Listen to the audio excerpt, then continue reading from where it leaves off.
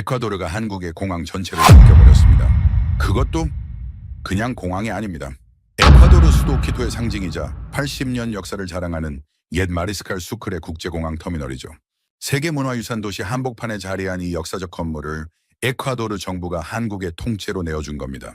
사실 이 이야기의 시작은 74년 전으로 거슬러 올라갑니다. 1950년 한국전쟁이 터졌을 때 에콰도르는 유엔 안보리 비상임이사국이었습니다. 당시 에콰도르 대표단은 한국을 돕자고 적극적으로 주장했죠. 그것도 모자라 이듬해 자국의 대지진이 발생해 나라 전체가 휘청거리는 상황에서도 500톤의 쌀과 의약품을 한국에 보냈습니다. 하지만 진짜 놀라운 일은 따로 있었습니다. 그로부터 70여 년이 흐른 지금 한국이 그 은혜를 갚기 시작한 겁니다. 한국은 5년에 걸쳐 에콰도르의 미래를 바꾸고 있었습니다. 도대체 한국이 에콰도르에 무슨 마법을 부린 걸까요? 그 놀라운 이야기 지금 바로 시작합니다. 안녕하세요. 저는 에콰도르 키토에서 스타트업을 운영하고 있는 마테오 에르난데스입니다. 32살이고 스마트시티 솔루션을 개발하는 작은 회사의 대표죠. 지금이야 이렇게 담담하게 말씀드리지만 2년 전만 해도 저는 완전히 무너진 상태였습니다. 첫 번째 창업에 실패하고 투자금 전액을 날린 뒤였거든요. 투자자들은 저를 사기꾼 취급했고 아버지는 가문의 수치라며 얼굴조차 보려 하지 않으셨습니다. 그때 저는 할아버지 아벨리노의 서재에 숨어 지냈습니다. 돌아가신 지 10년이 넘었지만 어머니가 그대로 보존해 두신 공간이었죠. 먼지 쌓인 책장 사이에서 저는 우연히 낡은 서류 뭉치를 발견했습니다. 1950년이라는 날짜가 적힌 유엔 문서들이었습니다. 한국 전쟁 당시 안전보장이사회 회의록, 에콰도르 대표단 발언 기록, 그리고 할아버지의 서명이 담긴 결의안 초안까지. 저는 그제야 알게 됐습니다. 할아버지가 당시 에콰도르 외교관으로서 한국 지지 투표에 직접 참여하셨다는 사실을요. 솔직히 처음엔 실감이 나지 않았습니다. 우리 집안과 한국이 그렇게 깊은 인연이 있었다니. 할아버지는 생전에 한 번도 이 이야기를 해주신 적이 없으셨거든요. 왜 숨기셨을까 궁금했지만 여쭤볼 분은 이미 이 세상에 안 계셨죠. 그 무렵 저는 완전히 방향을 잃은 상태였습니다. 30이 넘도록 이룬 것 하나 없이 아버지 그늘에서 벗어나지 못하는 자신이 한심했습니다. 친구들은 하나둘 자리를 잡아가는데 저만 제자리 걸음이었죠. 소꿉친구 소피아만이 가끔 연락해서 안부를 물었지만 그 친절마저 부담스러웠습니다. 그러던 어느 날 저녁 텔레비전에서 흘러나온 뉴스 하나가 제 인생을 완전히 바꿔놓았습니다. 한국 정부가 키토에 혁신센터를 건립한다는 소식이었습니다. 그것도 옛마리스칼 수크레 공항 터미널에요. 바로 그 공항 할아버지가 1951년에 한국행 구호물자를 직접 보내셨던 그곳이었습니다. 저는 화면을 멍하니 바라봤습니다. 우연의 일치라고 하기엔 너무나 기이한 연결이었죠. 70년 전 할아버지가 한국을 도왔던 그 장소에서 이제 한국이 에콰도르를 돕겠다고 나선 겁니다. 가슴 한편이 뜨거워지는 걸 느꼈습니다. 어쩌면 이것이 제가 찾던 기회일지도 모른다는 생각이 들었죠. 실패한 창업가 마테오가 아니라 할아버지의 뜻을 잇는 마테오로 다시 시작할 수 있는 기회 말입니다. 물론 그때는 몰랐습니다. 이 작은 결심이 저를 얼마나 거대한 소용돌이 속으로 끌어들일지를요. 다음 날 아침, 저는 옛 키토 공항으로 향했습니다. 20년 전 신공항이 개항하면서 폐쇄된 곳이었죠. 녹슨 철조망 너머로 보이는 터미널 건물은 세월의 무게를 고스란히 담고 있었습니다. 그런데 이상한 점이 있었습니다. 분명 버려진 공간인데 주변에 고급 승용차들이 여러 대 서 있었거든요. 양복 차림의 사람들이 건물 주변을 측량하고 있었습니다. 뭔가 심상치 않은 분위기였죠. 저는 근처 카페에서 정보를 모았습니다. 놀라운 사실을 알게 됐습니다. 에콰도르 최대 건설사 회장 카를로스 멘도사가 이 부지를 대형 쇼핑몰로 개발하려 한다는 거였습니다. 이미 시의회 의원들과 접촉을 시작했다더군요. 한국의 혁신센터 프로젝트와 카를로스의 쇼핑몰 계획이 충돌하고 있었던 겁니다. 문제는 카를로스가 에콰도르 재계에서 손꼽히는 거물이라는 점이었습니다. 정치권과의 인맥도 탄탄했죠. 집으로 돌아온 저는 인터넷을 뒤졌습니다. 한국국제협력단 코이카라는 기관에서 키토 혁신센터 프로젝트를 담당한다는 걸 알게 됐습니다. 900만 달러, 한화로 100억 원이 넘는 규모의 사업이었습니다. 창업 지원, 기술 교육, 스마트시티 솔루션 개발까지 포함된 종합 프로젝트더군요. 소피아에게 연락했습니다. 제 소꿉친구이자 디자이너인 소피아는 첫 창업 때도 함께했던 파트너였죠. 실패 후 각자의 길을 걷고 있었지만 이번만큼은 꼭 함께하고 싶었습니다. 소피아는 처음에 회의적이었습니다. 또 실패하면 어쩌려고 그러냐며 걱정했죠. 하지만 저는 할아버지의 이야기를 들려줬습니다. 70년 전 에콰도르와 한국의 인연, 그리고 지금 다시 찾아온 기회에 대해서요. 소피아의 눈빛이 변했습니다. 알았어, 한번 해보자고 대답하더군요. 우리는 바로 사업계획서 작성에 들어갔습니다. 키토 시내 교통 체증 해결을 위한 스마트 신호등 시스템이 우리의 아이템이었죠. 그런데 며칠 뒤 예상치 못한 일이 벌어졌습니다. 한 온라인 매체에 제 이름이 등장한 겁니다. 2년 전 사업 실패 당시의 기사가 다시 올라왔더군요. 누군가 의도적으로 퍼뜨린 게 분명했습니다. 그날 밤 아버지에게서 전화가 왔습니다. 또 사고를 치려느냐는 차가운 목소리였습니다. 에르난데스 가문의 명예를 더 이상 더럽히지 말라고 하셨죠. 저는 아무 말도 할 수 없었습니다. 설상가상으로 낯선 외국인이 저를 찾아왔습니다. 제임스 하워드라고 자신을 소개한 미국인이었죠. 그는 미국 컨설팅 회사 대표라며 저의 스마트시티 아이디어에 관심이 있다고 했습니다. 좋은 조건으로 기술 이전 계약을 하자는 제안이었습니다. 뭔가 이상했습니다. 아직 사업 계획서도 공개하지 않았는데 어떻게 알았을까요? 저는 정중히 거절했지만 제임스의 눈빛에서 불길한 기운을 느꼈습니다. 폭풍이 다가오고 있었습니다. 일주일 뒤 코이카에서 공식 발표가 나왔습니다. 키토 혁신센터 입주 스타트업 공모전을 개최한다는 내용이었죠. 에콰도르 전역의 청년 창업가들에게 열린 기회였습니다. 선정된 기업에게는 사무 공간은 물론이고 한국 전문가들의 멘토링, 초기 투자금까지 지원된다고 했습니다. 저는 소피아와 밤을 새워 사업 계획서를 완성했습니다. 키토 스마트 교통 시스템이라는 이름을 붙였죠. 실시간 교통 데이터를 분석해서 신호등을 자동으로 조절하고 시민들에게 최적의 경로를 안내하는 앱까지 포함된 종합 솔루션이었습니다. 제출 마감일 아침, 저는 떨리는 손으로 서류를 업로드했습니다. 소피아가 제 어깨를 두드리며 말했습니다. 최선을 다했으니 결과를 기다리자고요. 그녀의 따뜻한 격려가 큰 힘이 됐습니다.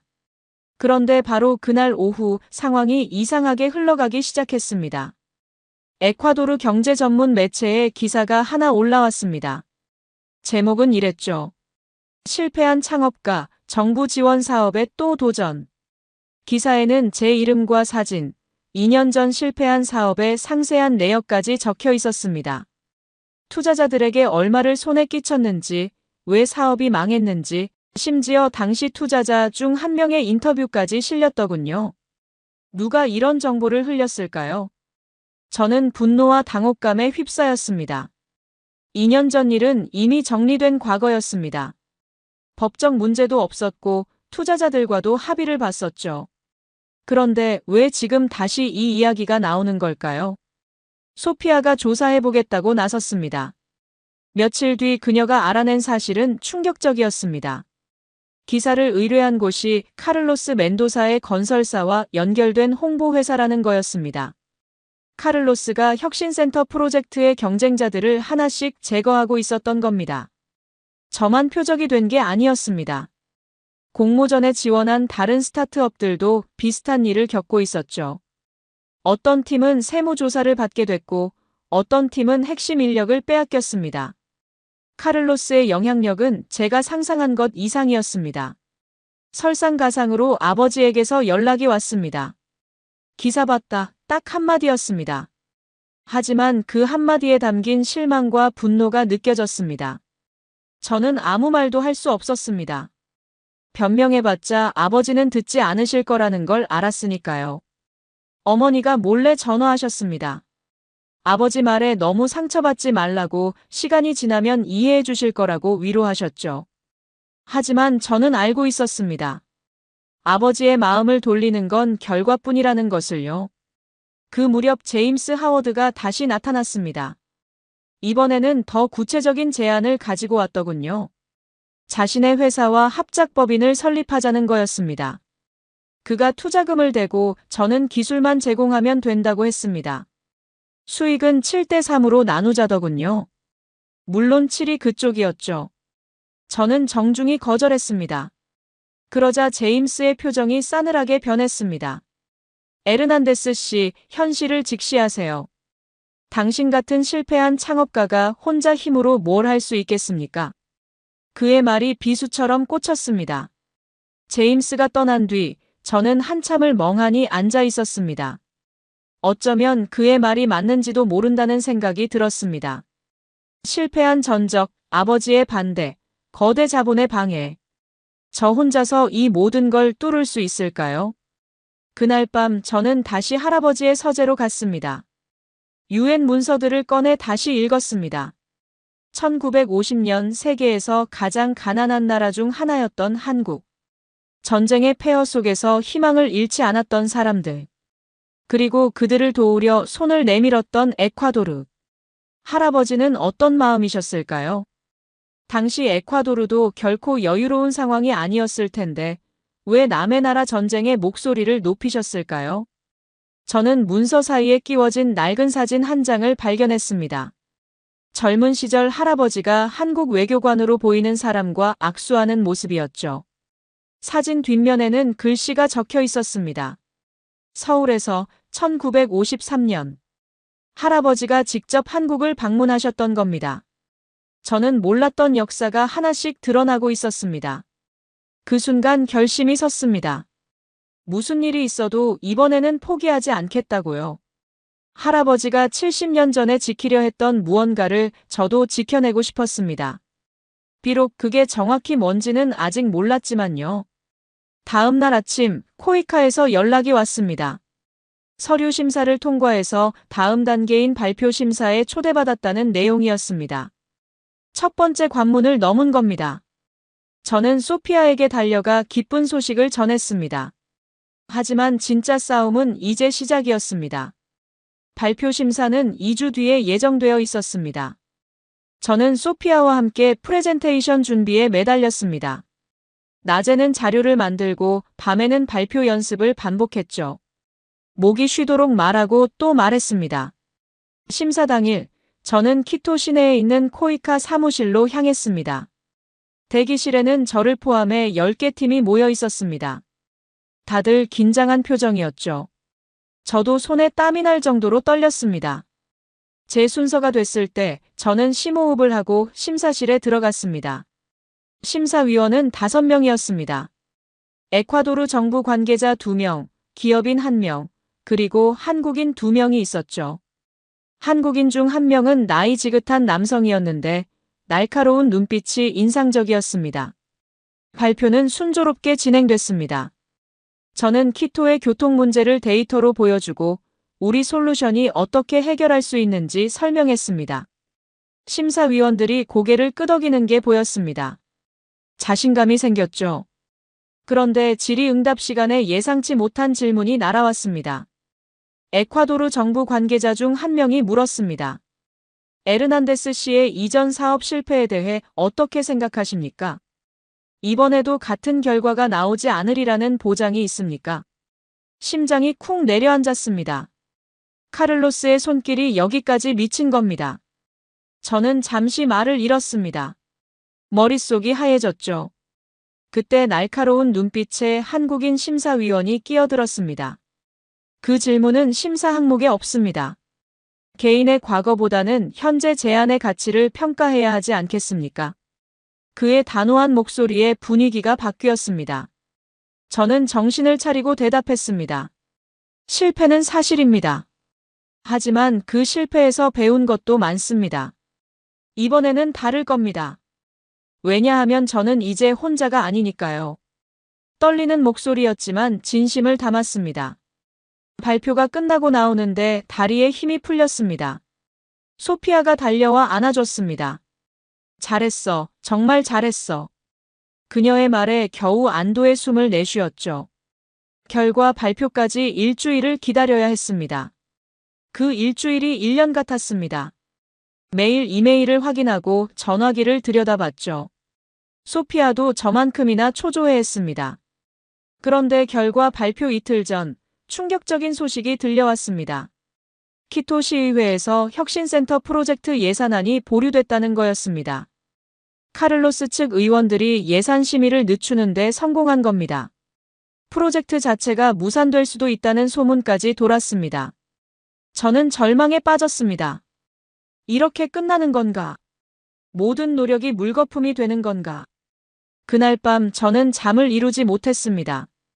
다음 날 아침 뜻밖의 전화가 왔습니다. 낯선 번호였죠. 전화를 받자 익숙한 목소리가 들렸습니다. 발표 심사 때 저를 도와준 그 한국인 심사위원이었습니다. 그는 자신을 박준혁이라고 소개했습니다. 코이카 키토 혁신센터 프로젝트 총괄이라더군요. 그리고 저에게 만나자고 했습니다. 중요한 이야기가 있다면서요. 약속 장소는 키토 구시가지의 작은 카페였습니다. 박준혁 씨는 벌써 와 계셨더군요. 커피를 마시며 창밖을 바라보고 계셨습니다. 제가 다가가자 그가 자리를 권했습니다. 에르난데스 씨, 단도직입적으로 말씀드리겠습니다. 그가 말문을 열었습니다. 저는 당신의 할아버지를 알고 있습니다. 저는 깜짝 놀랐습니다. 할아버지를요? 어떻게요? 박준혁 씨가 낡은 서류 봉투를 꺼냈습니다. 한국 외교부 기록 보관소에서 가져온 자료입니다. 1950년 유엔 안보리 회의록과 관련 문서들이죠. 여기 당신 할아버지의 이름이 있습니다. 아벨리노 에르난데스. 제 눈으로 직접 확인했습니다. 할아버지가 한국 전쟁 당시 에콰도르 대표단의 일원으로 한국 지지 발언을 하셨다는 기록이었습니다. 하지만 그게 다가 아니었습니다. 박준혁 씨가 다른 서류를 꺼냈습니다. 이건 1951년 기록입니다. 에콰도르에서 한국으로 보낸 구호물자 선적 서류죠. 저는 서류를 들여다봤습니다. 쌀 500톤, 의약품 다수. 그리고 선적 책임자 란에 적힌 이름. 아벨리노 에르난데스.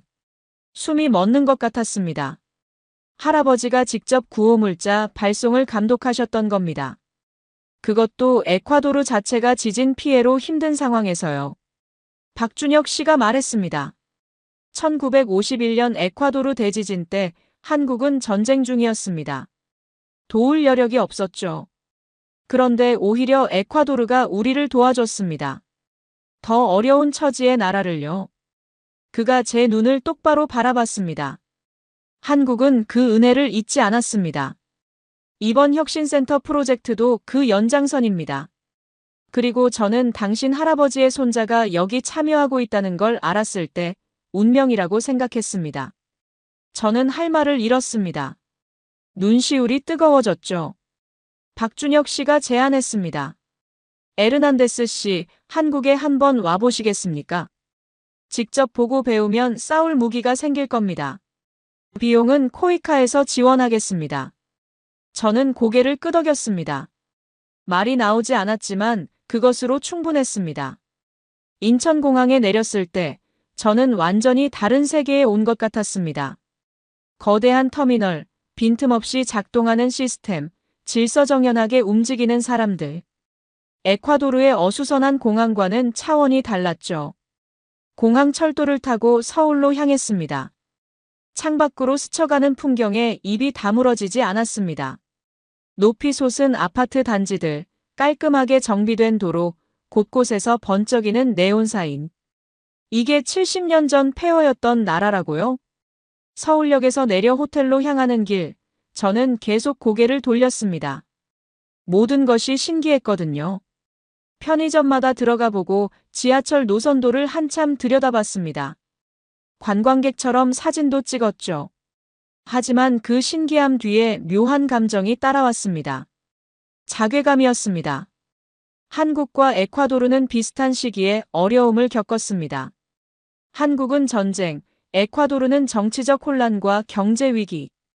그런데 70년이 지난 지금 두 나라의 차이는 하늘과 땅이었습니다. 왜 우리는 이렇게 되지 못했을까? 무엇이 달랐던 걸까?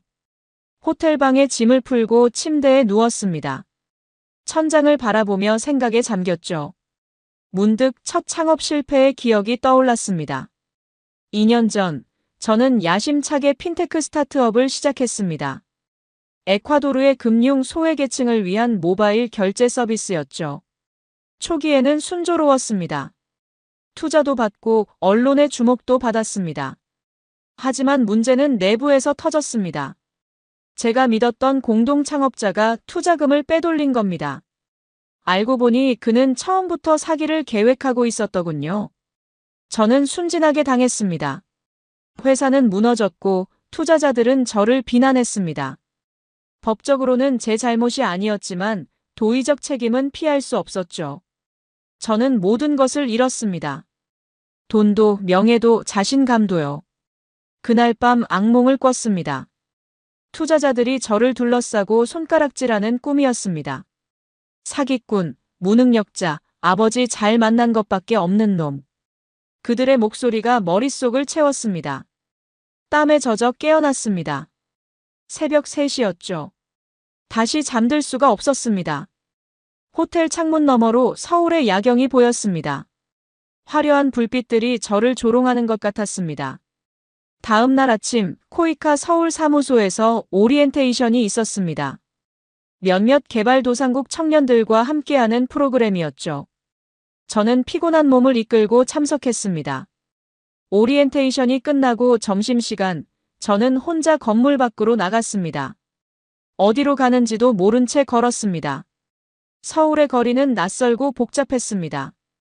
사람들은 바쁘게 움직이고 저만 멈춰 선 것 같았죠. 한강이 보이는 다리 위에 섰습니다. 강물을 바라보며 생각했습니다. 내가 여기서 뭘 하고 있는 거지? 에콰도르로 돌아가서 아버지 회사나 물려받는 게 맞는 건 아닐까? 이미 한 번 실패한 사람이 또 도전한다고 뭐가 달라지겠어. 그때 누군가 제 옆에 섰습니다. 돌아보니 젊은 여성이었습니다. 한국인이었죠. 그녀가 영어로 물었습니다. 괜찮으세요? 저는 멋쩍게 웃었습니다. 네, 그냥 구경하고 있었어요. 그녀가 고개를 갸웃했습니다. 거짓말 같은데요. 점심도 안 드시고 여기 서 계신 거 봤어요. 코이카 프로그램 참가자시죠? 저는 놀랐습니다. 어떻게 아셨어요? 그녀가 웃었습니다. 저도 그 프로그램 담당자거든요. 서울시 스마트시티 정책과에서 파견 나왔어요. 김서연이라고 합니다. 저는 마테오 에르난데스입니다. 에콰도르에서 왔어요. 김서연 씨가 말했습니다. 에콰도르요? 박준혁 팀장님한테 얘기 들었어요. 할아버지가 한국을 도와주셨다면서요. 저는 고개를 끄덕였습니다. 네, 그런데 솔직히 저는 그런 대단한 사람이 아니에요. 실패한 창업가일 뿐이죠. 김서연 씨가 진지한 표정으로 말했습니다. 한국도 수없이 실패했어요. 중요한 건 실패 후에 어떻게 하느냐잖아요. 그녀의 말이 마음에 와닿았습니다. 우리는 한강 다리 위에서 한참을 이야기했습니다. 제 실패담, 에콰도르의 상황, 이번 프로젝트에 대한 고민들을요. 김서연 씨는 조용히 들어주었습니다. 해가 저물 무렵 그녀가 말했습니다. 내일 제가 특별한 곳에 데려가 드릴게요. 한국이 어떻게 여기까지 왔는지 보여드릴게요. 저는 고개를 끄덕였습니다. 처음으로 서울에서의 시간이 의미 있게 느껴졌습니다. 다음 날 아침 김서연 씨가 호텔 로비에서 저를 기다리고 있었습니다. 오늘 일정이 빡빡하니까 준비되셨죠? 그녀의 밝은 미소에 저도 모르게 기운이 났습니다. 첫 번째 목적지는 서울 스마트시티 통합센터였습니다. 시청 근처에 있는 거대한 건물이었죠. 안으로 들어가자 수백 개의 모니터가 벽면을 가득 채우고 있었습니다. 서울 전역의 교통, 환경, 재난 상황이 실시간으로 표시되고 있었습니다. 서연 씨가 설명했습니다. 이게 서울의 두뇌예요. 1,000만 시민의 일상을 이 센터에서 모니터링하고 관리하죠. 저는 압도당했습니다. 키토에도 교통관제센터가 있지만 이 정도 수준은 아니었거든요. 이걸 처음부터 만드는데 얼마나 걸렸어요? 서연 씨가 대답했습니다. 기본 인프라는 10여 년 하지만 계속 발전하고 있어요. 중요한 건 기술보다 의지예요. 시민들의 삶을 바꾸겠다는 의지요. 센터 담당자가 시스템을 시연해줬습니다. 실시간 교통신호 제어, 돌발 상황 대응, 시민 신고 처리 과정을 직접 봤죠. 제가 키토에서 구상했던 것과 비슷하면서도 훨씬 정교했습니다. 오후에는 뜻밖의 만남이 기다리고 있었습니다. 박준혁 씨가 특별한 분을 소개해주겠다고 했거든요. 약속 장소는 강남의 한 호텔 라운지였습니다. 그곳에서 백발의 노신사가 우리를 기다리고 있었습니다. 이동수라고 자신을 소개한 그분은 현대자동차 에콰도르 법인의 고문이셨습니다. 이동수 고문님이 말씀하셨습니다. 에르난데스 씨, 1976년 현대자동차가 처음 해외로 수출한 곳이 어디인지 아십니까? 저는 대답했습니다. 에콰도르요. 뉴스에서 본 적이 있습니다. 맞습니다. 이동수 고문님이 고개를 끄덕이셨습니다. 폰이라는 차였죠. 고작 6대였지만 그게 현대차 글로벌화의 시작이었습니다. 에콰도르가 아니었으면 오늘날의 현대차는 없었을 겁니다. 그분이 낡은 사진첩을 꺼냈습니다. 1976년 과야킬 항구에서 찍은 사진이었습니다. 젊은 시절에 이동수 고문님이 폰이 옆에서 웃고 있었죠. 저도 그때 과야킬에 있었습니다. 갓 입사한 신입사원이었죠. 포니가 배에서 내려올 때의 그 감격을 아직도 잊을 수가 없어요. 이동수 고문님의 눈가가 촉촉해졌습니다. 그때 에콰도르 사람들이 우리 차를 어떻게 대했는지 아십니까? 일본 차, 미국 차가 넘쳐나는데 이름도 없는 한국 차를 사준 겁니다. 그 믿음이 얼마나 소중했는지 몰라요. 저는 가슴이 뭉클해졌습니다. 우리 할머니가 그때 포니를 사셨다는 얘기를 들었어요. 부통령 보좌관 펠리페 씨의 할머니도요. 이동수 고문님이 놀라셨습니다. 정말요? 세상에, 그 인연이 지금까지 이어지고 있군요. 그분이 제 손을 잡으셨습니다. 에르난데스 씨, 한국과 에콰도르의 인연은 단순한 외교 관계가 아닙니다. 서로가 어려울 때 도왔던 진짜 친구 사이예요. 그걸 잊지 마세요. 저녁에는 한국산업기술원의 정태호 엔지니어를 만났습니다. 그는 에콰도르의 기술지도 사업을 담당하는 분이었죠. 코로나 때 에콰도르에 마스크를 보내고 현지 공장의 생산 기술을 전수한 분이기도 했습니다. 정태호 씨가 말했습니다. 기술은 나누면 나눌수록 커집니다. 한국이 발전한 비결도 선진국 기술을 배우면서 동시에 개발도상국과 나눈 거예요. 그날 밤 호텔로 돌아와 일기를 썼습니다. 오늘 만난 사람들, 들은 이야기들을 정리했죠. 한 가지 공통점이 있었습니다. 모두가 에콰도르의 고마움을 느끼고 있었다는 거예요. 70년 전 에콰도르가 베푼 작은 도움이 이렇게 오래 기억되고 있다니. 할아버지가 뿌린 씨앗이 이제야 열매를 맺고 있는 것 같았습니다.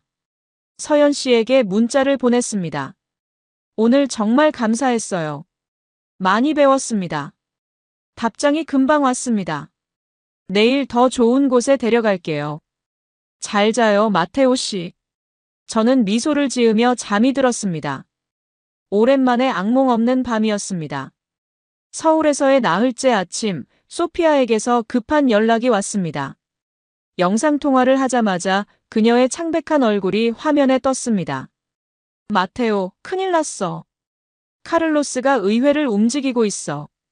무슨 소리야? 저는 심장이 철렁 내려앉았습니다. 소피아가 설명했습니다. 어제 시의회 예산위원회에서 혁신센터 프로젝트 예산을 전액 삭감하는 안건이 상정됐대. 카를로스 측 의원들이 밀어붙이고 있어. 저는 믿을 수가 없었습니다. 전액 삭감이라고? 그게 가능해? 소피아가 한숨을 쉬었습니다. 표면적인 이유는 코로나 이후 재정 긴축이래. 하지만 진짜 이유는 다들 알잖아. 카를로스가 그 부지를 쇼핑몰로 개발하려는 거. 저는 머리를 감싸 쥐었습니다. 지금 내가 거기 없는데 어떡해. 소피아가 말했습니다. 나 혼자 할 수 있는 건 다 하고 있어. 언론에도 연락하고 시민단체에도 접촉했어. 근데 카를로스 쪽 파워가 너무 세. 한국 측에서 뭔가 해줄 수 있는 거 없어? 저는 바로 박준혁 씨에게 연락했습니다. 상황을 설명하자 그도 심각한 표정이 됐습니다. 알고 있습니다. 저희도 현지 대사관에서 보고를 받았어요. 박준혁 씨가 말했습니다. 하지만 이건 에콰도르 내부 문제라 우리가 직접 개입하기 어렵습니다. 저는 다급해졌습니다. 그럼 프로젝트가 무산될 수도 있는 거예요? 박준혁 씨가 잠시 침묵했습니다. 가능성은 있습니다. 하지만 아직 결정된 건 아니에요. 예산위원회 표결까지 시간이 있습니다. 저는 결심했습니다. 에콰도르로 돌아가겠습니다. 직접 싸워야 해요. 하지만 박준혁 씨가 제 팔을 잡았습니다. 잠깐요, 에르난데스 씨. 지금 돌아가면 뭘 할 수 있습니까? 카를로스와 맨손으로 싸우시겠어요? 저는 말문이 막혔습니다. 그럼 어쩌란 말이에요? 그냥 여기서 지켜보고만 있으라고요? 박준혁 씨가 단호하게 말했습니다. 여기서 배운 것을 가져가세요. 그게 무기가 됩니다. 서울시 스마트시티 모델, 한국의 성공 사례, 구체적인 데이터와 계획. 이런 걸로 무장해야 싸울 수 있어요. 그의 말이 맞았습니다. 저는 아직 준비가 안 됐습니다. 열정만으로는 카를로스 같은 거물을 이길 수 없었죠. 그날 오후 더 나쁜 소식이 들려왔습니다. 미국 컨설팅 회사 대표 제임스 하워드가 에콰도르 정부에 공식 제안서를 제출했다는 거였습니다. 한국의 혁신센터 프로젝트를 대체할 미국식 스마트시티 모델을 제안한 겁니다. 제임스는 영리했습니다. 한국 프로젝트가 흔들리는 틈을 노린 거죠. 그의 제안서에는 미국 대기업들의 투자 보장, 빠른 사업 추진 일정, 그리고 에콰도르 정치인들에게 매력적인 여러 조건들이 담겨 있었습니다. 서연 씨가 위로해줬습니다. 마테오 씨, 너무 조급해하지 마세요. 아직 끝난 게 아니에요. 저는 초조함을 감출 수 없었습니다. 하지만 저기서 소피아 혼자 싸우고 있어요. 저는 여기서 뭘 하고 있는 거죠? 서연 씨가 제 어깨에 손을 얹었습니다. 지금 마테오 씨가 할 일은 배우는 거예요. 돌아가서 싸울 준비를 하는 거요. 저도 도울게요. 그녀의 따뜻한 목소리에 조금 마음이 진정됐습니다. 하지만 불안함은 가시지 않았죠. 그날 밤 어머니에게 전화했습니다. 아버지 근황을 여쭤봤죠. 어머니가 한숨을 쉬셨습니다. 뉴스에서 혁신센터 얘기 나올 때마다 채널을 돌리시더라. 그래도 속으로는 걱정하시는 것 같아. 저는 쓴웃음을 지었습니다. 아버지는 절대 인정 안 하시겠죠. 어머니가 말씀하셨습니다. 마테오, 내 할아버지도 처음엔 반대가 많았단다. 자기 나라도 어려운데 왜 남의 나라를 돕느냐고. 하지만 결국 해내셨어. 너도 할 수 있어. 어머니의 말씀이 힘이 됐습니다. 하지만 저는 할아버지처럼 강하지 않았습니다. 두려움이 계속 발목을 잡았죠. 다음 날 박준혁 씨가 저를 불렀습니다. 보여드릴 게 있습니다. 그가 꺼낸 것은 낡은 서류 뭉치였습니다. 표지에는 한국 외교부 기밀이라는 도장이 찍혀 있었습니다. 이게 뭐예요? 저는 물었습니다. 박준혁 씨가 대답했습니다. 당신 할아버지의 또 다른 이야기입니다. 아직 모르시는 것 같아서요. 저는 서류를 펼쳤습니다. 그리고 숨이 멎었습니다. 서류의 제목은 이랬습니다. 1951년 에콰도르 구호물자 발송 기록. 저는 이미 할아버지가 한국에 구호물자를 보냈다는 사실을 알고 있었습니다. 쌀 500톤과 의약품이요. 하지만 이 서류에는 제가 몰랐던 내용이 담겨 있었습니다. 박준혁 씨가 설명했습니다. 1951년 5월 에콰도르 중부의 리히터 규모 6.8의 대지진이 발생했습니다. 사망자만 6천 명이 넘었고 수만 명이 집을 잃었죠. 저는 알고 있었습니다. 학교에서 배운 역사였죠. 그런데요. 박준혁 씨가 말을 이었습니다. 바로 그 시점에 당신 할아버지는 한국행 구호물자를 준비하고 계셨습니다. 에콰도르 자체가 재난 상황인데도요. 저는 서류를 자세히 읽었습니다. 발송 날짜가 1951년 7월이었습니다. 지진이 발생한 지 2달 뒤였죠. 그때 에콰도르 내에서 엄청난 반대가 있었습니다. 박준혁 씨가 말했습니다. 우리도 어려운데 왜 남의 나라를 돕느냐. 정치인들, 언론, 시민들까지 반대했죠. 저는 물었습니다. 그런데도 할아버지가 밀어붙이신 거예요? 박준혁 씨가 고개를 끄덕였습니다. 여기 당시 신문기사 스크랩이 있습니다. 그가 건넨 종이에는 빛바랜 신문기사가 복사되어 있었습니다. 스페인어로 쓰인 제목을 읽었습니다. 외교부 관리, 비상식적인 해외 원조 강행. 기사 내용은 할아버지를 비난하고 있었습니다. 국가 재정을 낭비한다. 자국민을 외면한다. 심지어 매국노라는 표현까지 있었죠. 저는 충격을 받았습니다. 할아버지가 이런 비난을 받으셨던 거예요? 박준혁 씨가 말했습니다. 하지만 당신 할아버지는 굽히지 않으셨습니다. 여기 그분이 남긴 메모가 있어요. 그가 건넨 종이에는 할아버지의 필체가 있었습니다. 저는 어릴 때 할아버지가 쓴 생일 카드를 기억하고 있었기에 바로 알아봤죠. 메모의 내용은 이랬습니다. 우리보다 더 어려운 사람들이 있다. 한국은 지금 전쟁 중이다. 굶어 죽는 아이들이 있다. 우리의 어려움은 시간이 지나면 회복되지만 그들의 생명은 돌아오지 않는다. 더 어려운 사람을 도울 때 우리의 어려움도 이겨낼 힘이 생긴다. 저는 눈물이 났습니다. 할아버지가 이런 마음이셨구나. 왜 한 번도 말씀 안 해주셨을까요? 박준혁 씨가 조용히 말했습니다. 아마 자랑할 일이 아니라고 생각하셨겠죠. 당연히 해야 할 일을 했을 뿐이라고요. 저는 한참 동안 말을 잇지 못했습니다. 할아버지는 엄청난 반대에도 불구하고 자신의 신념을 지키셨습니다. 비난과 조롱 속에서도 옳다고 믿는 일을 하셨죠. 그에 비하면 저는 뭐였을까요? 조금만 어려움이 생기면 포기하려 하고 남들의 시선에 흔들리고 아버지의 반대에 무릎 꿇으려 했던 저는요. 박준혁 씨가 말했습니다. 에르난데스 씨, 또 한 가지 보여드릴 게 있습니다. 그가 꺼낸 것은 오래된 사진이었습니다. 흑백 사진에는 항구가 찍혀 있었습니다.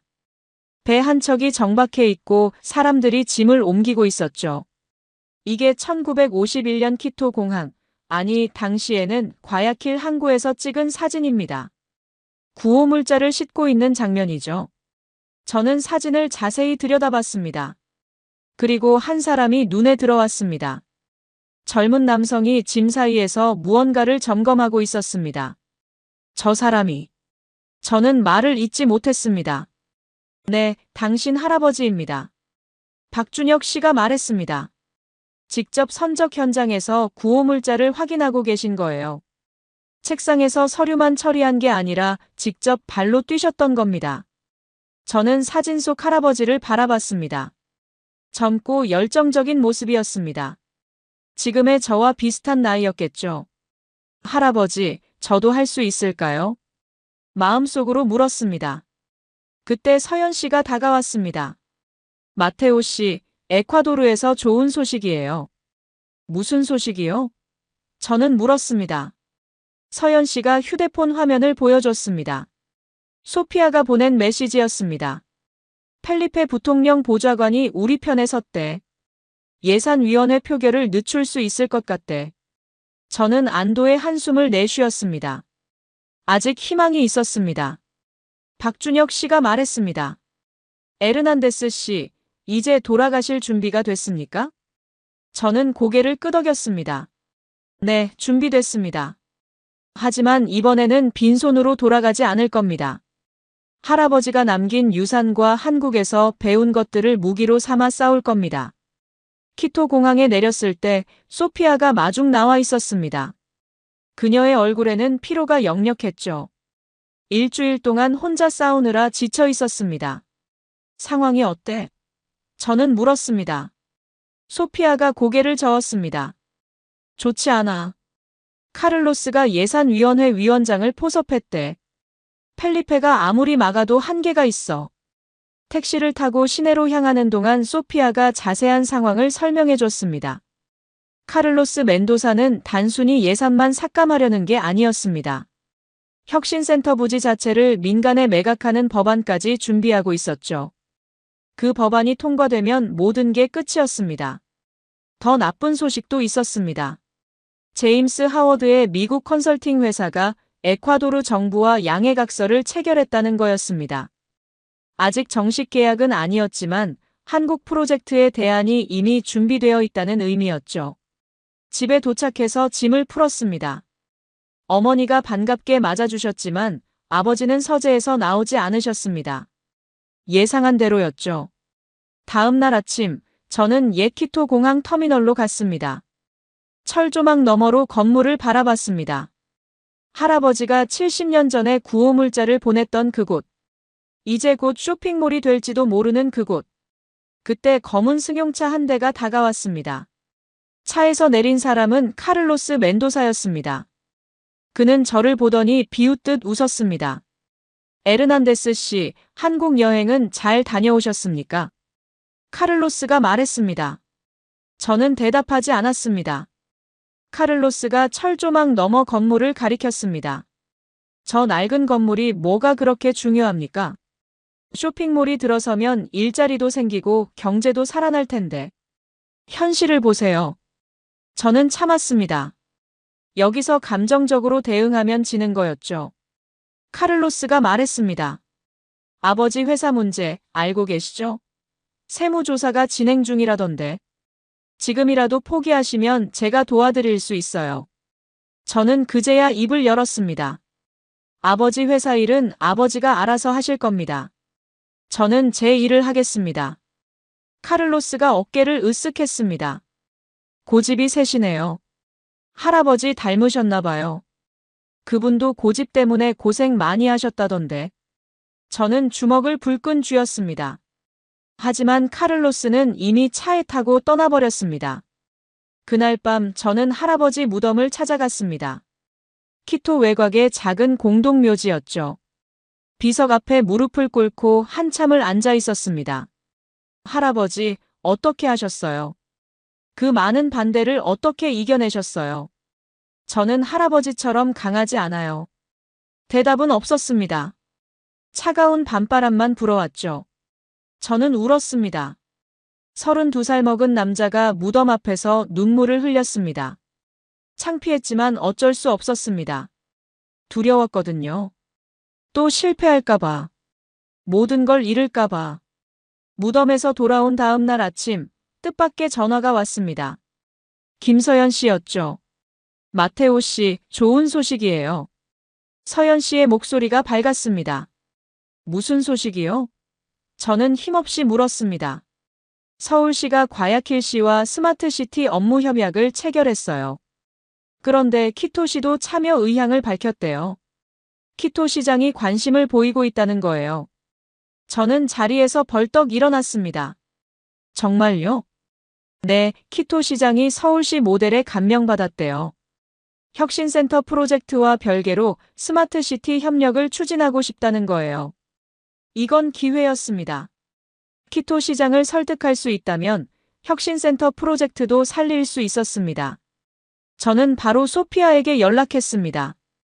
키토 시장 면담을 요청하기로 했죠. 쉽지 않을 거라는 걸 알았지만 시도라도 해봐야 했습니다. 그날 오후 펠리페 순네르가 저를 찾아왔습니다. 부통령 보좌관인 그는 바쁜 와중에도 직접 발걸음을 해준 거였죠. 에르난데스 씨, 제가 도울 수 있는 일이 있으면 말씀하세요. 펠리페가 말했습니다. 저는 물었습니다. 왜 저를 도와주시는 거예요? 카를로스 편에 서는 게 더 유리하실 텐데. 펠리페가 웃었습니다. 제 할머니가 1976년에 현대포니를 처음 사신 분 중 한 명이에요. 그때 한국이라는 나라를 처음 알게 됐죠. 할머니는 돌아가시기 전까지 그 차를 아끼셨어요. 한국과의 인연을 소중히 여기셨거든요. 저는 놀랐습니다. 우연의 일치가 아니었던 겁니다. 70년 전의 인연이 지금까지 이어지고 있었죠. 펠리페가 말했습니다. 제가 키토 시장과 연결해 드릴게요. 시장님도 카를로스의 횡포에 불만이 많으시거든요. 다만 정치적으로 조심하셔야 해서 공개적으로 반대하지 못하는 거예요. 저는 고마움에 펠리페의 손을 잡았습니다. 정말 감사합니다. 펠리페가 말했습니다. 감사는 이 일이 끝나고 하세요. 아직 시작도 안 했잖아요. 그날 밤 서연 씨와 영상통화를 했습니다. 그녀는 서울에서 키토 스마트시티 협력 자료를 준비해주고 있었죠. 마테오 씨, 힘내세요. 서연 씨가 말했습니다. 할아버지도 분명 응원하고 계실 거예요. 저는 미소를 지었습니다. 고마워요, 서연 씨. 한국에서 많이 배웠어요. 이번엔 꼭 해낼게요. 서연 씨의 얼굴이 살짝 붉어졌습니다. 저도 에콰도르에 가고 싶어요. 직접 도와드리고 싶은데. 언젠가 꼭 오세요. 저는 말했습니다. 제가 키토를 안내해 드릴게요. 전화를 끊고 창밖을 바라봤습니다. 키토의 밤하늘에 별이 반짝이고 있었습니다. 오랜만에 희망이 보였습니다. 펠리페의 도움으로 키토 시장 면담이 성사됐습니다. 시장 집무실에서 30분의 시간을 얻었죠. 저는 서연 씨가 보내준 자료와 직접 준비한 프레젠테이션으로 무장하고 시청으로 향했습니다. 시장은 예상보다 호의적이었습니다. 서울시 스마트시티 모델에 대한 설명을 열심히 들으셨고 혁신센터와의 연계 가능성에 관심을 보이셨죠. 흥미롭군요. 시장이 말씀하셨습니다. 하지만 예산 문제가 있어요. 의회를 설득하기 쉽지 않을 겁니다. 저는 대답했습니다.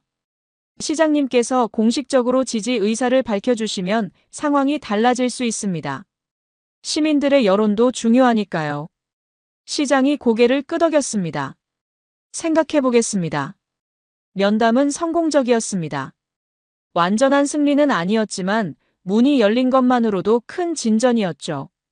하지만 그날 저녁 상황이 급변했습니다. 어머니에게서 급한 전화가 왔습니다. 마테오 아버지가. 어머니의 목소리가 떨리고 있었습니다. 무슨 일이에요? 저는 심장이 덜컥 내려앉았습니다. 세무조사 결과가 나왔대. 어머니가 말씀하셨습니다. 회사에 문제가 있다고. 아버지가 지금 많이 힘들어하셔. 저는 급히 집으로 달려갔습니다. 아버지는 서재에 홀로 앉아 계셨습니다. 평소에 위험 있는 모습은 온데간데 없고 지치고 늙어 보이셨죠. 아버지. 저는 조심스럽게 다가갔습니다. 아버지가 고개를 드셨습니다. 왔구나. 아버지의 눈에 눈물이 맺혀 있었습니다. 저는 태어나서 처음으로 아버지의 눈물을 봤습니다. 미안하다. 아버지가 말씀하셨습니다. 내가 옳았어. 카를로스 그 자식이. 처음부터 나를 이용한 거였어. 저는 무슨 말인지 이해하지 못했습니다. 무슨 말씀이세요? 아버지가 설명해 주셨습니다. 카를로스가 몇 년 전 아버지 회사에 투자를 제안했을 때 그 조건에 숨겨진 함정이 있었던 겁니다. 아버지가 모르는 사이에 회사 자금이 불법적인 경로로 흘러갔고 그게 이번 세무조사에서 드러난 거였죠. 카를로스는 처음부터 우리 집안을 인질로 삼으려 했던 겁니다. 제가 혁신센터 프로젝트에 뛰어들자 그걸 압박 수단으로 사용한 거였죠. 아버지가 제 손을 잡으셨습니다. 마테오, 포기하지 마라. 이건 내 싸움이 아니라 우리 집안의 싸움이다. 내가 카를로스한테 당한 건 내 잘못이야. 하지만 내가 물러서면 안 돼. 저는 아버지를 안았습니다. 평생 처음이었죠. 아버지도 저를 안아주셨습니다. 걱정 마세요, 아버지. 제가 해결할게요. 그 순간 저는 깨달았습니다. 이건 더 이상 혁신센터만의 문제가 아니었습니다. 우리 가족을 지키는 싸움이었죠. 어머니가 낡은 상자 하나를 가져오셨습니다. 할아버지 유품 중에서 한 번도 열어보지 않은 거라고 하셨죠. 상자 안에는 편지 뭉치가 있었습니다. 1950년대에 할아버지가 한국 외교관들과 주고받은 서신이었습니다. 스페인어와 영어, 그리고 서툰 한국어가 섞여 있었죠. 저는 밤새 편지들을 읽었습니다. 전쟁의 참상을 전하는 한국 외교관의 편지, 구호물자에 감사하는 내용, 그리고 언젠가 한국이 다시 일어서면 에콰도르의 은혜를 갚겠다는 약속들. 그중 한 편지가 특히 눈에 들어왔습니다. 1953년에 할아버지가 쓴 것이었죠. 친애하는 김 선생님께 오늘 서울에서 보내주신 사진을 받았습니다. 폐허 위에 다시 집을 짓는 사람들의 모습에 깊은 감동을 받았습니다. 인간의 의지는 어떤 재앙도 이겨낼 수 있다는 걸 다시 한번 깨달았습니다. 우리 에콰도르도 지진의 상처를 딛고 일어서고 있습니다. 언젠가 한국과 에콰도르가 함께 번영하는 날이 오기를 바랍니다. 그때 우리 후손들이 이 우정을 이어가길 기도합니다. 편지 마지막에는 이런 문장이 있었습니다. 진정한 친구는 어려울 때 돕는 친구입니다. 저는 이 문장을 몇 번이고 읽었습니다. 할아버지가 남긴 유산은 돈이나 명예가 아니었습니다. 이 믿음이었죠. 다음 날 아침, 저는 소피아와 펠리페를 불러 모았습니다. 작전 회의를 하기 위해서였죠. 의회 청문회가 3일 뒤에 열립니다. 펠리페가 말했습니다. 혁신센터 예산안과 부지 매각건이 함께 논의될 거예요. 거기서 판가름이 날 겁니다. 저는 결심을 말했습니다. 제가 직접 청문회에서 증언하겠습니다. 소피아가 놀랐습니다. 뭐라고? 그건 너무 위험해. 카를로스가 가만히 있겠어? 저는 할아버지의 편지를 보여줬습니다. 이걸 읽어봐. 할아버지는 70년 전에 온 나라의 반대를 무릅쓰고 한국을 도왔어. 저는 그분의 손자야. 물러설 수 없어. 펠리페가 고개를 끄덕였습니다. 제가 증인 신청을 해드릴게요. 시간이 얼마 없으니 준비를 철저히 해야 합니다. 그날부터 저는 청문회 준비에 매달렸습니다. 서연 씨가 서울에서 보내준 자료들을 정리하고 박준혁 씨와 화상회의로 조언을 구했습니다. 이동수 고문님도 현대차의 에콰도르 진출 역사에 관한 자료를 보내주셨죠. 청문회 전날 밤, 저는 할아버지 무덤을 다시 찾았습니다. 할아버지, 내일 싸우러 갑니다. 할아버지의 이야기를 들려줄 거예요. 저를 지켜봐 주세요. 밤하늘에 별이 유난히 밝았습니다. 마치 할아버지가 대답하시는 것 같았죠. 청문회 당일 의회 건물 앞은 취재진으로 북적였습니다. 혁신센터 논란이 언론의 주목을 받고 있었거든요. 저는 떨리는 다리로 청문회장에 들어섰습니다. 반원형 좌석에 의원들이 앉아 있었고 방청석에는 시민들과 기자들이 가득했습니다. 한쪽에 카를로스 멘도사가 앉아 있었죠. 그의 옆에는 제임스 하워드도 있었습니다. 청문회가 시작됐습니다. 먼저 카를로스 측 의원이 발언했습니다. 혁신센터 프로젝트는 예산 낭비입니다.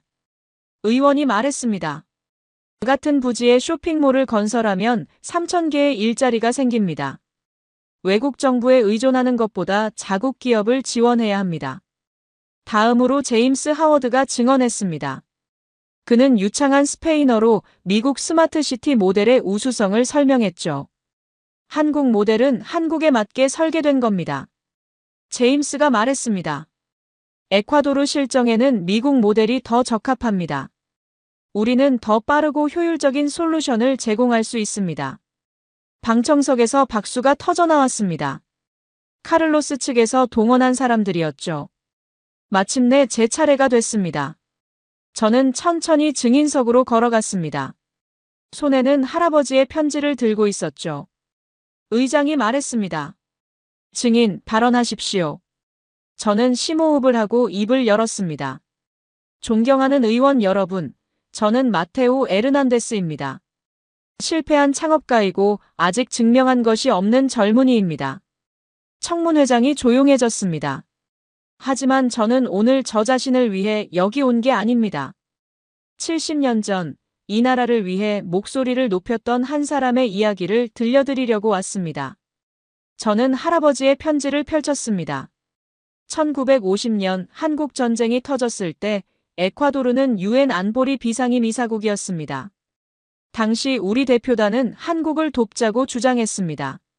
그리고 그 대표단의 일원이 제 할아버지 아벨리노 에르난데스였습니다. 의원들 사이에서 웅성거림이 일었습니다. 그뿐이 아닙니다.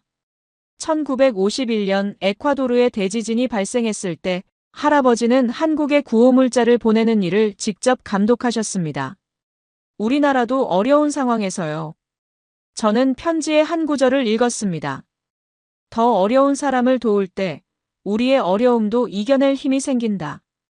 청문회장이 숙연해졌습니다. 그리고 70년이 지난 지금 한국이 그 은혜를 갚겠다고 손을 내밀고 있습니다.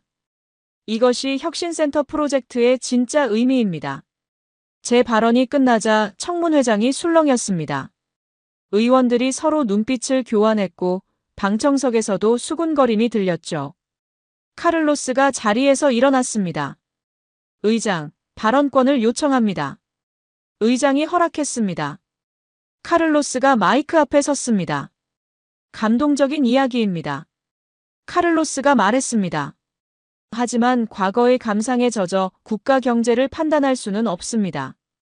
70년 전의 인연이 오늘날 무슨 의미가 있습니까? 우리에게 필요한 건 일자리이고 성장입니다. 그가 저를 똑바로 쳐다봤습니다. 에르난데스 씨, 당신은 이미 한 번 실패하셨죠. 그때도 이렇게 이상적인 이야기를 하셨습니까? 청문회장의 웃음이 터졌습니다. 카를로스 측에서 동원한 사람들이었죠. 그리고 당신 아버지 회사도 지금 문제가 있다고 들었습니다. 카를로스가 계속했습니다. 집안 문제도 해결 못하면서 국가 프로젝트를 논하는 건 좀 웃기지 않습니까? 저는 이를 악물었습니다. 예상한 공격이었지만 막상 당하니 분노가 치밀었습니다. 그때 카를로스가 저에게 다가왔습니다. 그가 낮은 목소리로 속삭였습니다. 지금이라도 물러서면 아버지 회사 문제를 해결해 주겠습니다. 세무조사를 무마할 수 있어요. 어떻습니까? 저는 갈림길에 섰습니다. 여기서 포기하면 아버지를 구할 수 있었습니다. 가족을 위해 물러서는 것도 하나의 선택이었죠.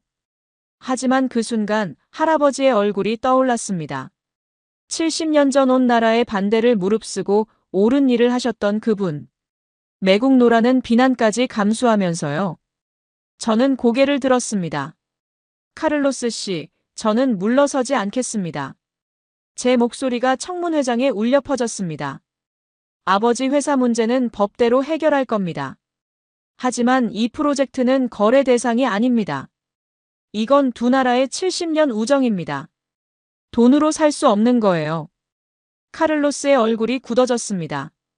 그때 청문회장 뒷문이 열렸습니다. 모두의 시선이 그쪽으로 향했습니다. 들어선 사람은 아버지였습니다. 빅토르 에르난데스. 그분이 천천히 걸어오고 있었습니다. 의장, 저도 증언하고 싶습니다. 아버지가 말씀하셨습니다. 저는 믿을 수 없었습니다. 아버지가 왜 여기에? 아버지가 증인석에 섰습니다. 청문회장 전체가 숨을 죽였죠. 저는 빅토르 에르난데스입니다. 아버지가 말씀하셨습니다. 에르난데스 무역의 대표이고 방금 증언한 마테오의 아버지입니다. 의장이 물었습니다. 무슨 증언을 하시겠습니까? 아버지가 카를로스를 쳐다봤습니다. 저 사람에 대한 증언입니다. 그리고 제 아버지, 아벨리노 에르난데스에 대한 증언입니다.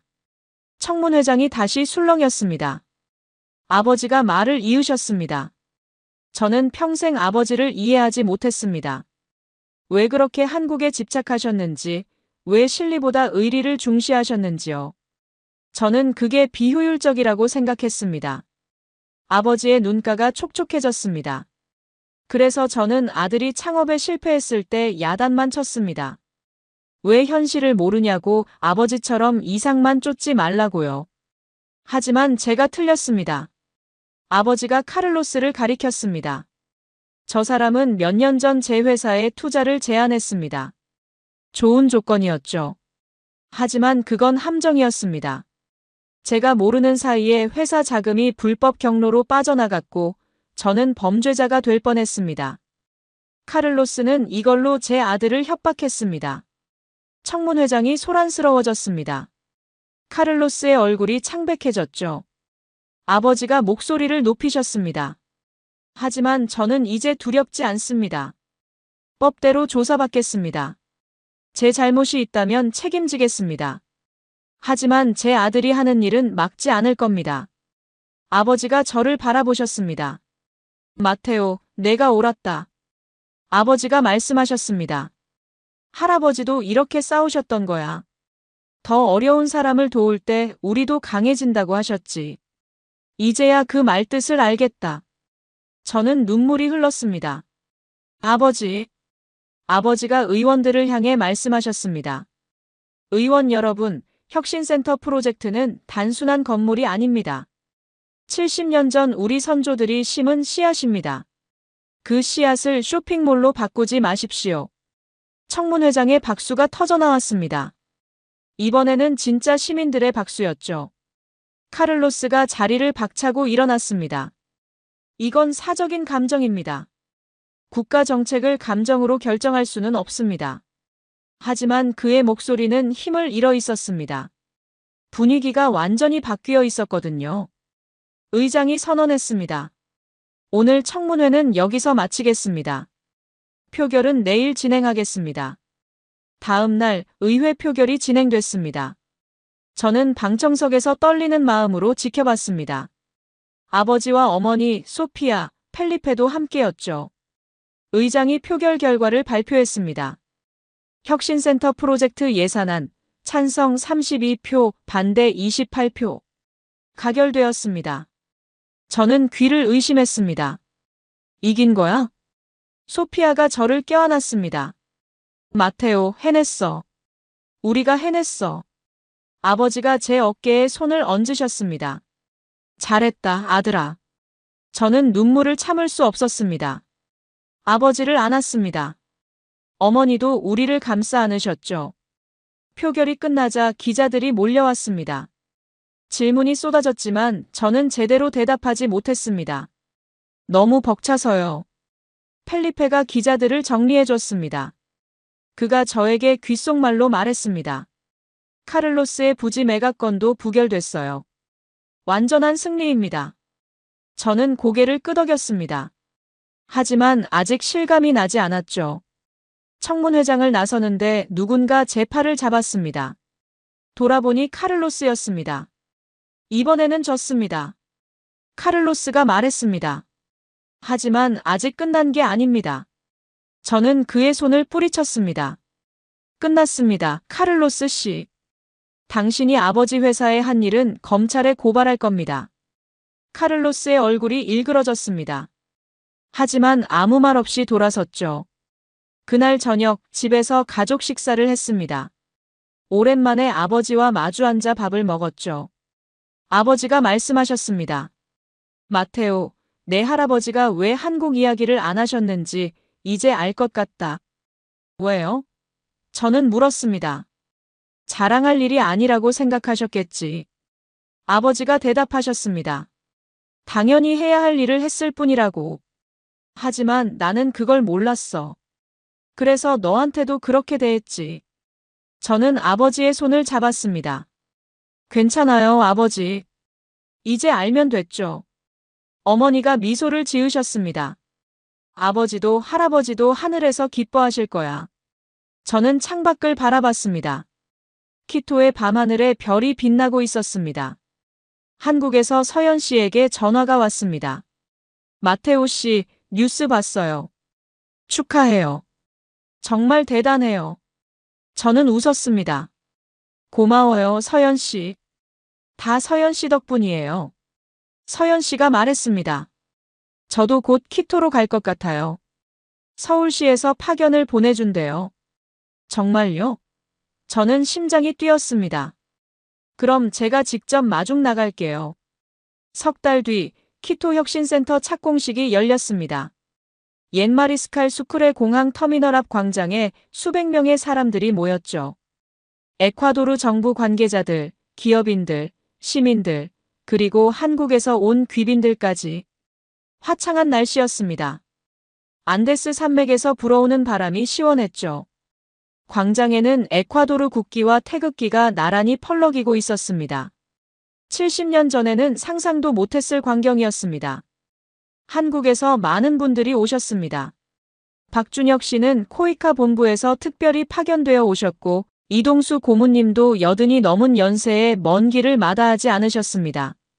정태호 엔지니어는 기술 지원팀을 이끌고 왔죠.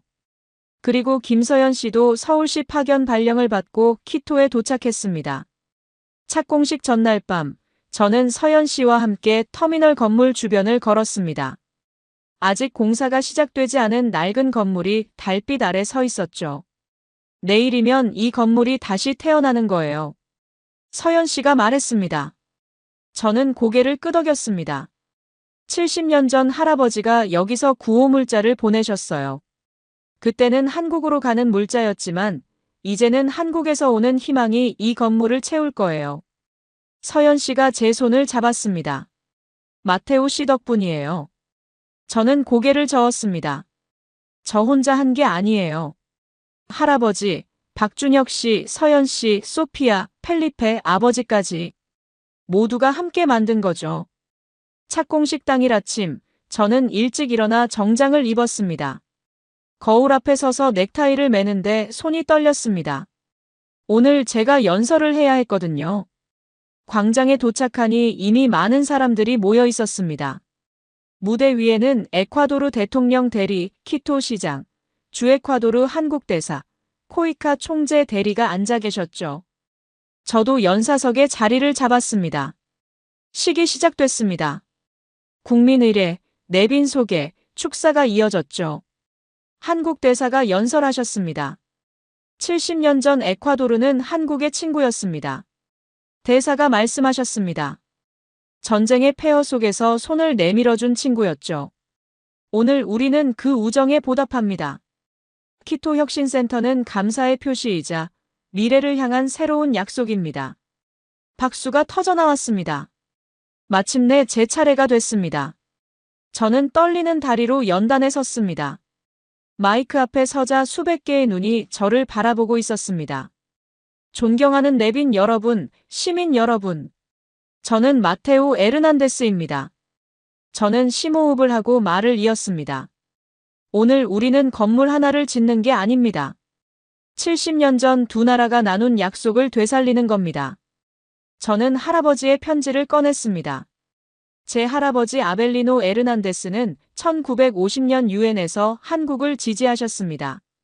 1951년에는 에콰도르 자체가 지진으로 어려운 상황에서도 한국에 구호물자를 보내셨죠. 할아버지는 이렇게 쓰셨습니다. 저는 편지의 한 구절을 읽었습니다. 진정한 친구는 어려울 때 돕는 친구입니다. 더 어려운 사람을 도울 때 우리의 어려움도 이겨낼 힘이 생깁니다.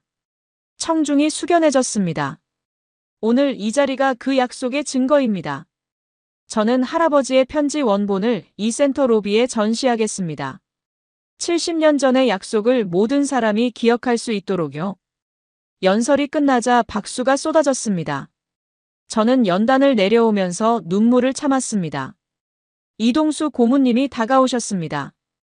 그분이 작은 상자를 건네셨죠. 이게 뭐예요?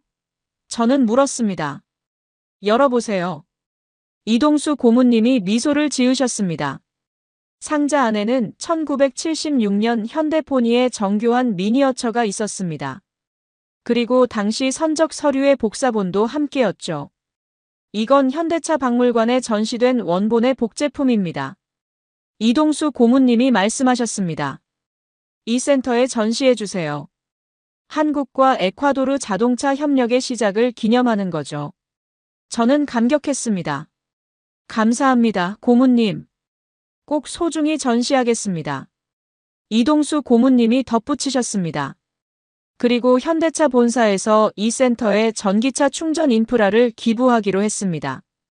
70년 전 에콰도르가 우리 포니를 처음 사줬으니 이제 우리가 에콰도르의 미래 모빌리티를 지원하는 거죠. 저는 고모님의 손을 잡았습니다. 70년 전의 인연이 이렇게 이어지다니 정말 놀랍습니다. 고모님이 웃으셨습니다. 인연은 끊어지지 않아요. 누군가 이어가기만 하면 돼요. 에르난데스 씨가 그 역할을 한 거죠. 착공식이 끝나고 저는 서연 씨와 광장을 걸었습니다. 터미널 건물을 바라보며 이야기를 나눴죠. 이 건물이 살아나는 거예요. 서연 씨가 말했습니다. 마테오 씨 덕분에. 저는 고개를 저었습니다. 제 덕분이 아니에요. 할아버지 덕분이죠. 그리고 서연 씨, 박준혁 씨, 모든 분들 덕분이고요. 그날 밤 저는 할아버지 무덤을 찾았습니다. 착공식 사진을 가져갔죠. 할아버지 시작했습니다. 저는 비석 앞에서 말했습니다. 할아버지가 뿌린 씨앗이 이제 싹을 틔우고 있어요. 끝까지 지켜봐 주세요. 착공식 후 여러 가지 일이 순조롭게 진행됐습니다. 마치 막혔던 물길이 터진 것처럼 모든 것이 제자리를 찾아가기 시작했죠. 먼저 아버지 회사 문제가 해결됐습니다. 검찰 조사 결과 아버지는 카를로스의 정교한 사기에 속은 피해자로 인정받았습니다. 카를로스가 수년에 걸쳐 여러 기업인들에게 같은 수법을 썼다는 것도 밝혀졌죠. 오히려 카를로스 멘도사가 사기, 횡령, 뇌물 등 여러 혐의로 기소됐습니다. 법정에서 카를로스를 마주쳤을 때 그는 예전의 위풍당당한 모습이 아니었습니다. 초라하고 지쳐 보였죠. 저는 복수심 대신 안도감을 느꼈습니다. 드디어 끝났구나 하는 생각이었죠. 제임스 하워드도 에콰도르에서 철수했습니다. 그의 컨설팅 회사가 카를로스와 연루되어 있다는 의혹이 제기되면서 사업을 접을 수밖에 없었죠. 떠나기 전 그가 저에게 연락을 해왔습니다. 에르난데스 씨, 당신이 이겼습니다. 제임스가 말했습니다. 인정합니다. 저는 대답했습니다. 저는 이기려고 한 게 아니었어요. 옳은 일을 하려고 했을 뿐이죠. 제임스가 쓴웃음을 지었습니다. 그게 더 무서운 거예요. 이기려는 사람은 협상이 가능하지만 신념을 가진 사람은 꺾을 수가 없으니까요. 그가 떠난 뒤 저는 생각했습니다. 할아버지도 그런 분이셨겠구나. 신념을 가진 사람. 그래서 온 나라의 반대에도 흔들리지 않으셨던 거겠죠. 저희 스타트업은 혁신센터 첫 번째 입주 기업으로 선정됐습니다. 소피아와 함께 개발한 스마트 교통 시스템이 키토시 북부 지역에 시범 적용됐죠. 결과는 기대 이상이었습니다. 시범 지역의 교통체증이 23% 감소했고 대중교통 이용률은 15% 증가했습니다. 시민들의 반응도 좋았죠. 신문과 방송에서 우리 시스템을 다뤘고 다른 도시에서도 문의가 들어왔습니다. 소피아가 말했습니다. 마테오, 우리가 해냈어. 진짜로 해냈어. 저는 그녀를 안았습니다. 고마워, 소피아. 처음부터 끝까지 함께 해줘서. 소피아가 웃었습니다. 당연하지. 우리 소꿉친구잖아. 앞으로도 계속 함께 할 거야. 혁신센터 교육 프로그램도 성공적으로 시작됐습니다. 키토 빈민가 출신 청년 50명을 선발해서 IT 교육을 제공하는 프로그램이었죠. 한국에서 온 강사들과 현지 전문가들이 함께 가르쳤습니다. 그중 마리아 코레아라는 젊은 여성이 특히 두각을 나타냈습니다. 마리아는 18살의 가정 형편 때문에 학교를 그만두고 공장에서 일해야 했던 청년이었습니다. 하지만 혁신센터 프로그램을 통해 코딩을 배웠고 놀라운 재능을 보여줬죠. 1년 만에 마리아는 저희 회사에 입사했습니다. 신입 개발자로 시작했지만 금세 핵심 인력이 됐죠. 어느 날 마리아가 저를 찾아왔습니다. 마테오 씨, 저도 언젠가 제 회사를 만들고 싶어요. 마리아가 말했습니다. 저처럼 기회가 없던 청년들을 돕는 회사요. 저는 미소를 지었습니다. 할 수 있을 거야, 마리아. 나도 처음에는 아무것도 없었거든. 실패도 했고. 하지만 포기하지 않으면 길이 열려. 마리아의 눈이 빛났습니다. 마테오 씨가 제 롤모델이에요. 정말 감사합니다. 펠리페 순네르는 정부 차원의 한국 협력 확대를 추진했습니다. 스마트시티뿐 아니라 의료, 교육, 문화, 농업 분야까지 협력을 넓히는 종합계획이었죠. 펠리페의 노력으로 에콰도르-한국협력위원회가 공식 출범했습니다. 펠리페가 말했습니다. 마테오, 우리 할머니들이 시작한 인연을 우리 세대가 이어가고 있어. 다음 세대는 더 크게 키울 거야. 아버지도 변하셨습니다. 에르난데스 무역을 한국-에콰도르 교류 사업에 투입하겠다고 선언하셨죠. 마테오, 회사 이름을 바꾸려고 한다. 아버지가 말씀하셨습니다. 에르난데스 국제교류로.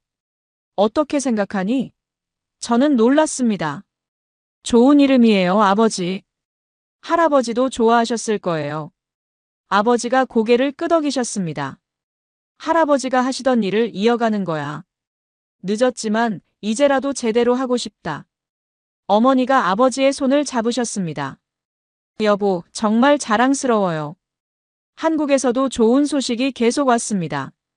이동수 고문님이 현대차 본사에 에콰도르 협력 강화를 건의하셨고 본사에서 긍정적으로 검토 중이라고 하셨습니다. 박준혁 씨는 코이카 본부로 복귀하면서 저에게 전화를 주셨습니다. 에르난데스 씨, 당신 덕분에 이 프로젝트가 살았습니다. 박준혁 씨가 말했습니다. 한국을 대표해서 진심으로 감사드립니다. 저는 대답했습니다. 저야말로 감사합니다. 박 선생님. 한국에서 많이 배웠어요. 그 배움이 없었으면 여기까지 오지 못했을 거예요. 모든 것이 제자리를 찾아가고 있었습니다. 하지만 아직 한 가지 남은 일이 있었죠. 서현 씨와의 관계도 깊어지고 있었습니다. 처음에는 업무적인 만남이었습니다. 서울시 스마트시티 정책을 키토에 적용하는 프로젝트를 함께 진행했죠. 회의실에서 자료를 검토하고 현장을 답사하고 보고서를 작성하는 일상이었습니다. 하지만 어느 순간부터 개인적인 시간도 늘어났습니다. 주말이면 함께 키토 시내를 돌아다녔죠. 저는 서현 씨에게 에콰도르의 숨은 명소들을 소개했습니다. 구시가지의 작은 골목들, 현지인들만 아는 맛집, 안데스 산맥이 보이는 전망대. 서현 씨는 한국 드라마 이야기를 해줬습니다. 제가 모르는 배우들과 줄거리를 설명하면서 눈을 반짝였죠. 저도 그녀와 함께 몇 편을 봤습니다. 한국어를 더 배우고 싶어졌습니다. 어느 날 저녁, 우리는 키토 구시가지의 작은 식당에서 저녁을 먹었습니다. 창밖으로 옛 성당의 첨탑이 보였죠. 저녁 노을이 건물들을 황금빛으로 물들이고 있었습니다. 서현 씨, 솔직히 말할게요. 저는 용기를 냈습니다. 서현 씨를 만나서 많은 게 바뀌었어요. 서현 씨가 고개를 갸웃했습니다. 무슨 말이에요? 저는 대답했습니다. 한국에서 힘들 때 한강 다리 위에서 포기하려고 했어요. 그때 서현 씨가 아니었으면 정말 포기했을지도 몰라요. 서현 씨가 저를 다시 일으켜 세워줬어요. 서현 씨의 얼굴이 살짝 붉어졌습니다. 저는 그냥 제 일을 한 거예요. 마테오 씨가 스스로 일어선 거죠. 저는 고개를 저었습니다. 아니에요. 서현 씨의 따뜻함이 저에게 힘이 됐어요. 그리고 저는 잠시 말을 멈췄습니다. 심장이 쿵쿵 뛰었죠. 그리고 서현 씨를 좋아하게 됐어요. 테이블 위에 침묵이 내려앉았습니다. 서현 씨가 놀란 눈으로 저를 바라봤습니다. 마테오 씨. 서현 씨가 작은 목소리로 말했습니다. 저는 계속했습니다. 부담 주려는 게 아니에요. 그냥 제 마음을 전하고 싶었어요. 서현 씨가 어떻게 생각하든 저는 괜찮아요. 서현 씨가 고개를 숙였습니다. 잠시 침묵이 흘렀죠. 저는 가슴이 조여왔습니다. 거절당할 준비를 했습니다. 그런데 서현 씨가 고개를 들었을 때 그녀의 눈에 눈물이 맺혀 있었습니다. 저도요. 서현 씨가 말했습니다. 저도 마테오 씨를 좋아해요. 저는 귀를 의심했습니다. 정말요? 서현 씨가 웃으며 고개를 끄덕였습니다. 처음에는 그냥 동료라고 생각했어요. 하지만 마테오 씨가 청문회에서 싸우는 모습을 보면서 할아버지의 편지를 읽는 모습을 보면서 마음이 움직였어요. 저는 서연 씨의 손을 잡았습니다. 정말 고마워요, 서연 씨. 그날 밤 우리는 키토의 밤거리를 오래 걸었습니다. 손을 잡고 별을 보고 미래를 이야기했죠. 두 나라에서 온 두 사람이 한 도시에서 사랑을 시작하는 밤이었습니다. 몇 주 뒤, 저는 뜻밖의 연락을 받았습니다. 서울에서 열리는 스마트시티 국제 콘퍼런스에 연사로 초청받은 겁니다. 키토 혁신센터 프로젝트의 성과를 발표해달라는 요청이었죠. 처음에는 부담스러웠습니다. 국제 무대에서 발표라니. 하지만 박준혁 씨가 격려해 주셨습니다. 에르난데스 씨, 당신의 이야기는 전 세계가 들어야 합니다. 박준혁 씨가 말했습니다. 두 나라의 우정이 어떻게 미래를 만드는지 보여주세요. 저는 수락했습니다. 발표 주제를 정했죠. 70년 우정의 다음 장, 한국과 에콰도르의 미래. 서울행 비행기에 오르기 전 아버지가 공항까지 배웅해 주셨습니다. 어머니도 함께였죠. 잘 다녀와라. 아버지가 말씀하셨습니다. 할아버지가 70년 전에 하지 못한 이야기를 내가 해주렴. 네, 아버지. 저는 대답했습니다. 꼭 잘하고 올게요. 어머니가 저를 안아주셨습니다. 우리 아들 자랑스럽다. 조심해서 다녀와. 비행기에 오르자 창가 자리에 앉았습니다. 옆자리에는 서연 씨가 있었죠. 그녀도 콘퍼런스에 참석하기 위해 함께 서울로 가는 거였습니다. 떨려요? 서연 씨가 물었습니다. 솔직히 조금요. 저는 웃었습니다. 하지만 괜찮아요. 할 말이 있으니까요. 그리고 서연 씨가 옆에 있잖아요. 서연 씨가 제 손을 잡았습니다. 잘할 수 있을 거예요. 저도 응원할게요. 비행기가 이륙했습니다. 창밖으로 에콰도르의 땅이 점점 작아졌습니다. 안데스 산맥이 구름 아래로 사라졌죠. 저는 발표 원고를 다시 읽었습니다. 할아버지의 이야기, 한국에서의 경험, 혁신센터 프로젝트의 의미. 모든 것을 담았습니다. 70년 전 할아버지가 한국을 위해 목소리를 높이셨습니다. 이제 저도 두 나라의 이야기를 세상에 전할 차례였습니다. 서울 코엑스 컨퍼런스 홀. 아시아 최대 규모의 스마트시티 국제 콘퍼런스가 열리고 있었습니다. 전 세계 30여 개국에서 온 전문가들, 정부 관계자들, 기업인들이 자리를 채웠죠. 수백 개의 좌석이 거의 다 찼습니다. 저는 대기실에서 마지막 준비를 하고 있었습니다. 손에 땀이 났습니다. 심장이 빠르게 뛰었죠. 서연 씨가 다가왔습니다. 마테오 씨, 준비됐어요? 저는 고개를 끄덕였습니다. 네, 할 수 있어요. 서연 씨가 제 넥타이를 고쳐주었습니다. 멋있어요. 잘할 거예요. 스태프가 와서 알려줬습니다.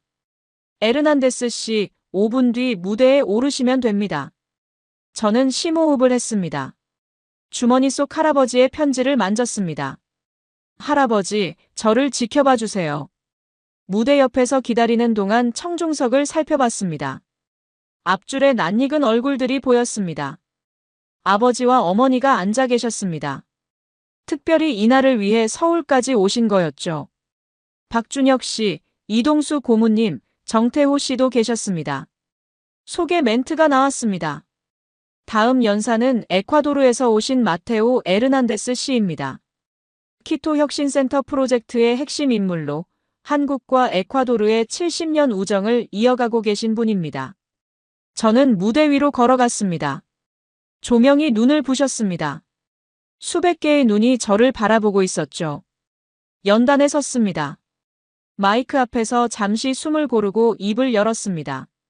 안녕하세요. 저는 마테오 에르난데스입니다. 에콰도르 키토에서 왔습니다. 청중이 조용해졌습니다. 저는 오늘 스마트시티 기술에 대해 이야기하러 온 게 아닙니다. 저는 말을 이었습니다. 우정에 대해 이야기하려고 왔습니다. 70년 동안 이어진 두 나라의 우정에 대해서요. 스크린에 오래된 흑백 사진이 떴습니다. 1950년 유엔 안전보장이사회 사진이었죠. 1950년 한국 전쟁이 터졌을 때 에콰도르는 유엔에서 한국을 지지했습니다. 당시 에콰도르 대표단의 일원이 제 할아버지 아벨리노 에르난데스였습니다. 청중 사이에서 웅성거림이 일었습니다. 저는 할아버지의 편지를 꺼냈습니다. 하지만 그게 전부가 아닙니다. 1951년 에콰도르에 대지진이 발생했을 때 할아버지는 오히려 한국에 구호물자를 보내셨습니다. 에콰도르 자체가 어려운 상황에서요. 스크린에 구호물자, 선적 서류와 항구 사진이 떴습니다. 할아버지는 이렇게 쓰셨습니다. 저는 편지를 읽었습니다. 진정한 친구는 어려울 때 돕는 친구입니다. 더 어려운 사람을 도울 때 우리의 어려움도 이겨낼 힘이 생깁니다. 언젠가 한국이 일어서면 우리 후손들이 이 우정을 이어가길 기도합니다. 청중이 숙연해졌습니다. 저는 목소리를 높였습니다. 70년이 지난 지금 한국은 세계적인 선진국이 되었습니다. 그리고 한국은 에콰도르를 잊지 않았습니다. 키토 혁신센터, 스마트시티 협력, 청년 교육 프로그램까지. 한국은 70년 전의 은혜를 갚고 있습니다. 스크린에 키토 혁신센터 착공식 사진이 떴습니다. 이것이 진정한 국제 협력입니다. 저는 말했습니다. 단순한 원조가 아니라 서로의 어려울 때를 기억하고 도움의 손을 내미는 것. 일방적인 시혜가 아니라 함께 성장하는 동반자 관계를 만드는 것. 저는 청중을 둘러봤습니다. 한국은 폐허에서 일어났습니다. 에콰도르도 일어서고 있습니다. 우리가 함께 손을 잡으면 더 멀리 갈 수 있습니다. 그것이 제 할아버지가 70년 전에 심은 씨앗의 의미입니다. 저는 마지막 말을 했습니다. 진정한 친구는 어려울 때 돕는 친구입니다. 이 말이 앞으로 70년, 700년 동안 계속 기억되길 바랍니다. 감사합니다. 발표가 끝났습니다. 잠시 정적이 흘렀습니다. 그리고 한 사람이 일어섰습니다. 박수를 치기 시작했죠. 또 한 사람이 일어섰습니다. 그리고 또 순식간에 청중 전체가 일어섰습니다. 기립박수가 쏟아졌습니다. 저는 연단에 서서 그 광경을 바라봤습니다. 눈물이 흘렀습니다. 연단 아래를 봤습니다. 아버지가 서 계셨습니다. 아버지의 눈에도 눈물이 맺혀 있었죠. 옆에서 어머니가 아버지의 팔을 잡고 계셨습니다. 서연 씨가 앞줄에서 환하게 웃고 있었습니다. 박준혁 씨, 이동수 고모님, 정태호 씨도 박수를 치고 계셨죠. 저는 하늘을 올려다봤습니다. 컨퍼런스홀 천장 너머로 서울의 하늘이 있었습니다. 70년 전 할아버지가 보셨던 그 하늘. 할아버지, 약속을 지켰습니다. 저는 속삭였습니다. 할아버지가 뿌린 씨앗이 꽃을 피웠어요. 이제 저도 씨앗을 뿌릴게요. 다음 세대를 위해서. 연단을 내려오자 서연 씨가 달려왔습니다. 그녀가 저를 안았습니다. 마테오 씨, 정말 멋있었어요. 저도 울었어요. 저도 서연 씨를 안았습니다. 고마워요, 서연 씨. 함께 해줘서. 아버지가 다가오셨습니다. 아버지도 저를 안아주셨습니다. 잘했다, 아들아. 아버지가 말씀하셨습니다. 할아버지가 하늘에서 자랑스러워 하실 거다. 나도 자랑스럽다. 저는 아버지를 꼭 안았습니다. 감사합니다, 아버지. 어머니도 우리를 안아주셨습니다.